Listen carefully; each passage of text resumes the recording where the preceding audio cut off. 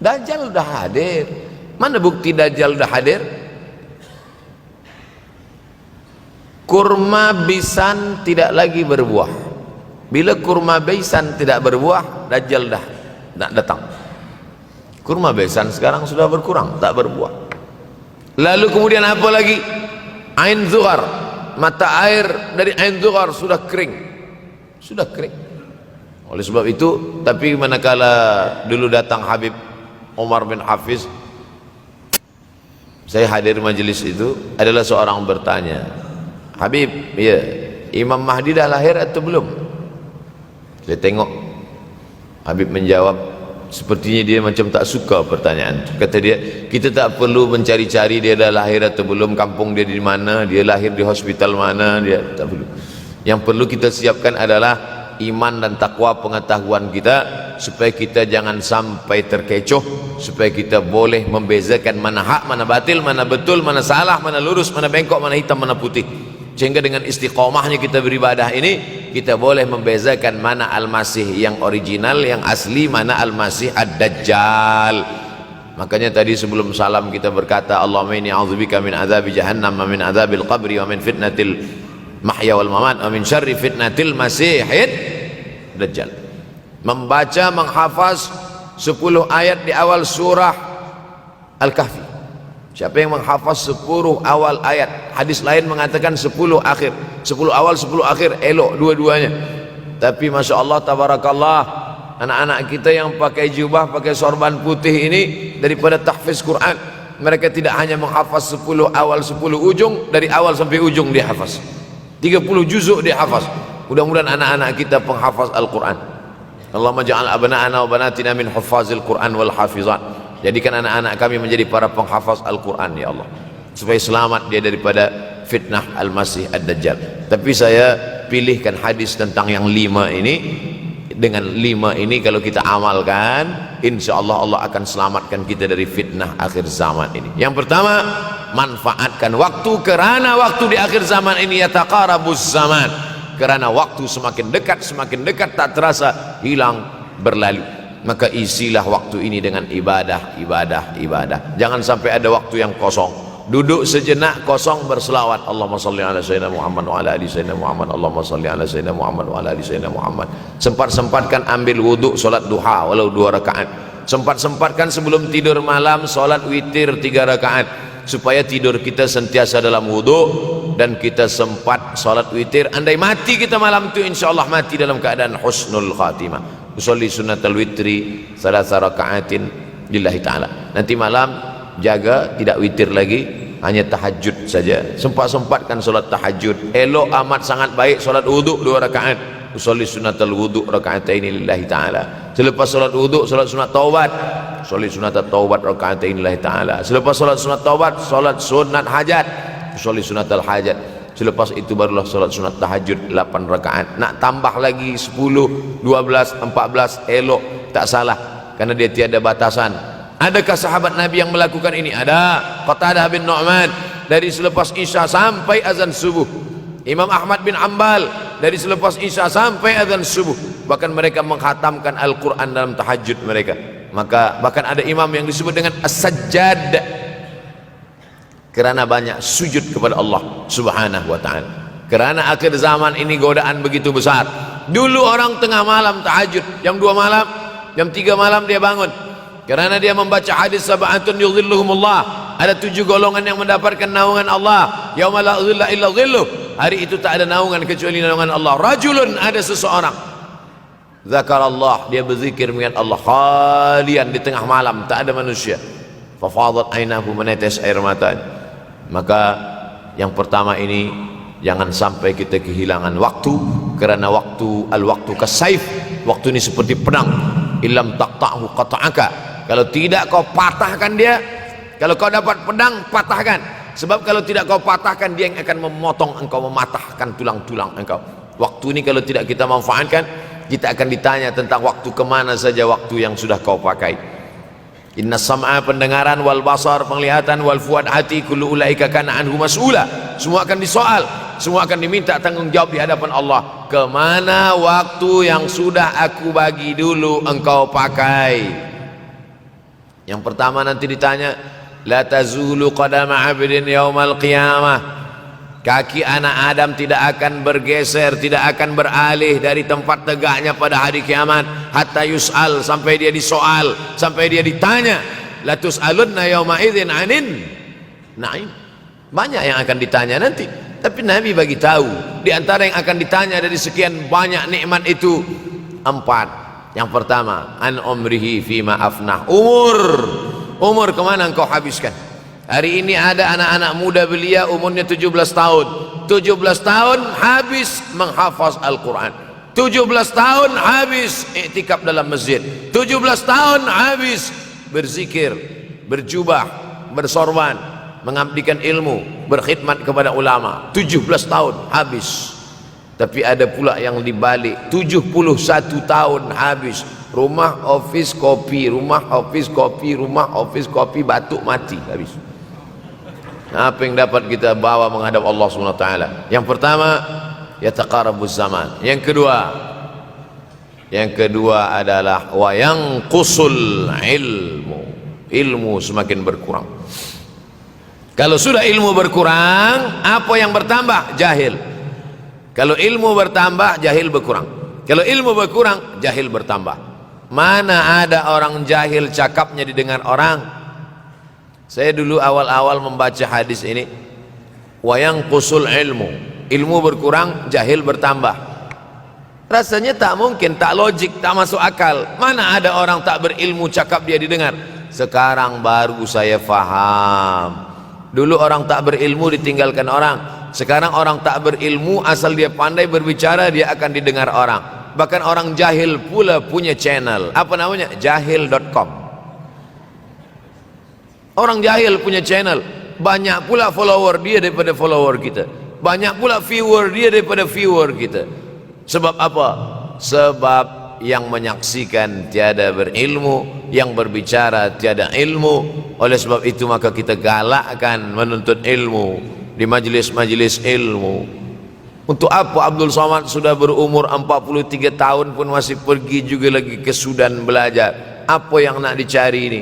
Tak lain tak bukan, mudah-mudahan kita termasuk orang yang sampai akhir hidupnya mencari ilmu, insyaAllah. Saya datang kemari bukan niat mengajarkan ilmu. Saya datang ke Malaysia tetap niatnya belajar mencari ilmu. Man salaka tariqan, siapa yang melangkahkan kaki melalui suatu jalan, yaltamisu fihi ilman, siapa yang melalui suatu jalan niatnya untuk mencari ilmu, sahalallahu lahu bihi tariqan ilal jannah, dimudahkan Allah jalannya menuju surga. Innallaha la yantazi'ul ilma intiza'an. Innallaha la yanzi'ul ilma intiza'an. Allah kalau mencabut ilmu, bukan macam mencabut pokok kayu dari tanah. La yantazi'ul ilmu intiza'an. Allah tidak mencabut ilmu macam mencabut pokok kayu dari tanah hingga ke akarnya, tidak. Lalu bagaimana ilmu ini dicabut? Biqabdil ulama. Dengan matinya ulama maka habislah ilmu. Meninggal Imam Syafi'i, berkurang ilmu. Meninggal Imam Nawawi, berkurang ilmu. Meninggal Imam Fulan, berkurang ilmu. Maka yang hadir adalah al-juhala. Yang lebih menakutkan lagi adalah al-juhala bithawbil ulama. Orang jahil dengan pakaian ulama. Abdul Somad tidak mengatakan dirinya ulama. Saya selalunya membacakan ayat Quran, membacakan hadis Nabi, menyampaikan fatwa ulama. Tak pernah saya berceramah, bertausiah. Menurut saya, siapa saya? Siapa kita? Syafi'i manusia, saya manusia. Syafi'i boleh berfatwa, saya juga boleh berfatwa. Imam Syafi'i berfatwa Al-Quran 30 juzuk dalam kepala dia. Kita juzuk 30 pun kadang-kadang hilang. Imam Syafi'i balik dari masjid ke rumah, dia tutup telinga. Datang orang bertanya, Syafi'i, ya, kenapa engkau tutup telinga? Sebab bila aku dengar dari masjid ke rumah, semua yang aku dengar masuk tu semua aku ingat. Aku takut dia ingat di dalam, maka aku tutup. Kita yang saya sampaikan tadi pun tak ingat. Oh, Ustaz mengejek kami, enggak. Jangankan yang mendengarkan, yang bercakap pun tak ingat. Nasib baik datang orang Jepun mengingatkan kita. Nah, ini nama dia Sony.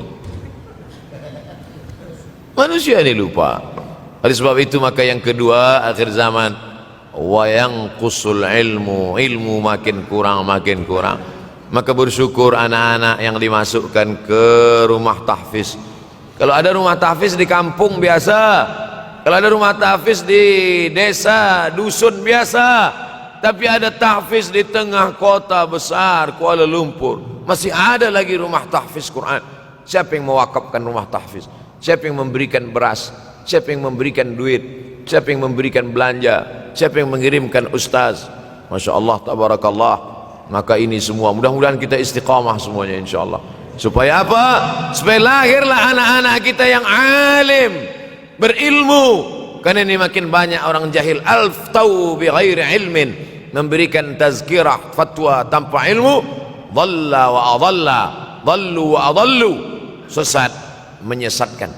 Kalau setakat sesat saja ini sudahlah sesat, menyesatkan. Nauzubillah. Masuk yang ketiga. Yang ketiga adalah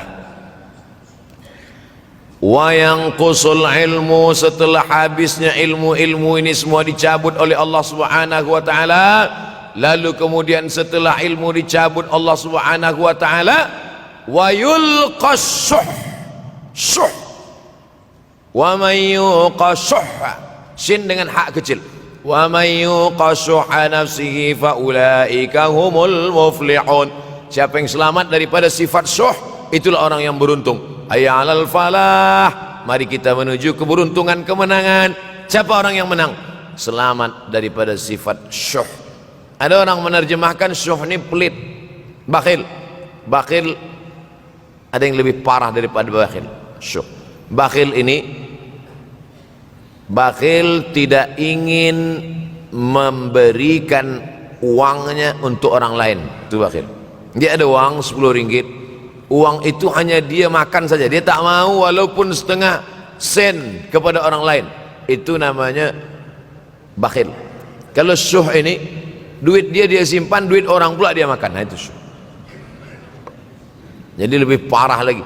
Oleh sebab itu kalau sudah ilmu ini dicabut, orang menjadi jahil, maka datang penyakit syuh yang ketiga. Apa itu syuh? Hubbud dunya, hubbul mal, wa tuhibbul mala hubban jamma. Engkau sayang kepada harta amat sangat sayang. Dia pegang semuanya sampai tak meleleh, tak menetes walaupun satu tetes. Akhirnya mereka inilah pendusta-pendusta agama. Ara'aital ladzi yukadzibu biddin, tahukah kamu siapa itu yang mendustakan agama? Fadzalikal ladzi yad'ul yatim, mereka itu yang membiarkan anak yatim. Wala yahuddu ala ta'amil miskin, dia tidak mempedulikan makanan orang miskin. Sebab apa? Bukan sebab tak ada harta, sebab syuh. Kenapa syuh? Sebab tak ada ilmu. Tak ada ilmu tentang akhirat. Dia pegang, dia simpan, mati, habis. Yang dia bawa hanyalah 1, 2, 3 helai kain kafan saja. Itulah mengapa Sultan Turki, Sultan Muhammad Al-Fatih, Sultan Abdul Hamid, coba tengok gambar Sultan Muhammad Al-Fatih, Sultan Abdul Hamid Turki dulu. Sorban dia besar-besar. Saya dulu terkejut, lama saya tengok, kenapa sorban orang Turki ini besar-besar. Lama-lama saya baca, rupanya sorban orang Turki itu kain kafan. Tuan-tuan balik dari sini beli kain kafan 2 meter, ikatkan kepala, bawa sembahyang supaya ingat mati. Bolehkah menyiapkan kain kafan? Baca kitab Tanbihul Mughtarrin, peringatan bagi orang-orang yang tertipu. Di situ ditunjukkan banyak ulama, bahkan mereka menggali tanah di dalam rumahnya. Malam-malam dia tahajud, selepas tahajud dia duduk di dalam tanah itu supaya terasa bagaimana rasanya mati. Gali tanah 2 meter, masuk ke dalam. Tapi kalau nak buat itu kita saja dengan Allah. Jangan pula, banyak juga orang sekarang udah gali tanah masuk ke dalam, streaming pula. Hai guys, nak rasakan mata? Mana boleh terasa? Kita saja masuk ke dalam, rasakan macam mana rasa. Sebab kalau cakap saja, marilah kita ingat mati, takutlah kita pada mati, kita tak tahu bagaimana rasa mati. Kalau nak merasakan bagaimana rasa mati, nanti kalau ada orang mati meninggal dunia, masuk kita ke dalam, kita sambut jenazah, kita letakkan, kita duduk, rasakan. Ketika Fatimah meninggal, Fatimah emak Sayyidina Ali meninggal, Nabi masuk ke liang lahat. Masuk Nabi ke liang lahat. Nabi berdoa di dalam. Ketika Utsman bin Maz'un meninggal, Nabi masuk ke dalam. Nabi pegang jenazah Utsman bin Maz'un, meleleh air mata Nabi turun ke misai, turun ke janggutnya, turun menetes sampai ke bawah. Merasakan bagaimana rasanya di dalam. Dulu saya pernah berjumpa dengan seorang pemuda, telinga dia pakai anting subang. Lalu kemudian saya tengok banyak tato dia. Saya tanya, macam mana cerita awak bertaubat dulu? Mak saya meninggal, Ustaz Abdul Somad. Lepas tu saya tegak di tepi kubur. Macam ada yang menolak saya dari belakang, masuk saya ke dalam. Masa masuk itulah terasa sejuk di kaki. Datang rasa takut saya. Makanya kalau ada orang yang sudah kita bagi tazkirah, bagi nasihat tak juga, nanti ada orang meninggal, bawa dia agak dekat, senggolkan sikit, jatuh. Gitu caranya supaya kita terasa mati ini, supaya apa? Hilangkan penyakit syuh, cinta harta, takut mati, dan membuat kita menjadi bakhil, pelit. Na'udzubillah. Yang keempat, wa tazharul fitan. Ini yang terkait dengan tajuk kita yang keempat. Wa tazharul fitan. Banyaklah fitnah, siksa. Dulu masa saya kelas 1 madrasah tahun 1990, berkumpullah kami bersama-sama dengan cikgu mengkaji masalah apa? Masalah Bosnia Herzegovina, mengamuk Slobodan Milosevic, menghancurkan umat Islam di Bosnia. Sampai ada yang meminta fatwa kepada Syekh Yusuf Al-Qardawi, bolehkah perempuan yang perempuan Bosnia yang dirogol tentara Serbia hamil, bolehkah dia menggugurkan anaknya? Kata Syekh Yusuf Qardawi, tak boleh. Maka dia biarkan saja anak itu lahir dan dia tidak dianggap berdosa karena ini sudah takdir Allah SWT. Bagaimana mereka dibunuh? Maka makin banyaklah selepas Bosnia datang pula yang terjadi di Rohingya, di Uighur. Umat Islam berkumpullah presiden-presiden negeri Islam di Kuala Lumpur. Erdogan datang, kumpul semuanya membahas bagaimana nak menolong Muslim Uighur. Rupanya umat Islam pun tak sanggup nak menolong. Apa yang boleh dilakukan di Uighur? Berdoalah umat Islam. Rupanya Allah kalau mau menolong mudah saja. Mudah saja Allah menolong. Tidak datang rudal skat, tidak datang tentera, tidak datang senjata, cukup datang corona, selesai. Allah Subhanahu wa taala, wa makaru wa makarallah. Mereka membuat tipu daya, Allah balas dengan tipu daya yang lain. In tansurullah, kalau kau tolong, ittaqu da'watal mazlum, takutlah kamu terhadap doa orang-orang yang teraniaya. Fa innahu laisa bainahu wa bainallahi hijab, karena di antara dia dengan Allah tak ada hijab sama sekali. Wa yakthurul wa tazharul fitan, banyaklah fitnah. Yang terakhir, yang kelima, wa yakthurul haraj. Wa yakthurul haraj, banyak terjadi haraj, kata Nabi. Sahabat pun bertanya, ya Rasulullah, wa mal haraj? Apa haraj itu ya Rasulullah? Kata Nabi SAW, al-haraj al-qatlu. Nanti di akhir zaman itu akan banyak pembunuhan. Dulu pun banyak juga pembunuhan, tapi tak banyak sekarang. Pembunuhan di Palestina sampai sekarang tak berakhir. Pembunuhan Rohingya tak berakhir.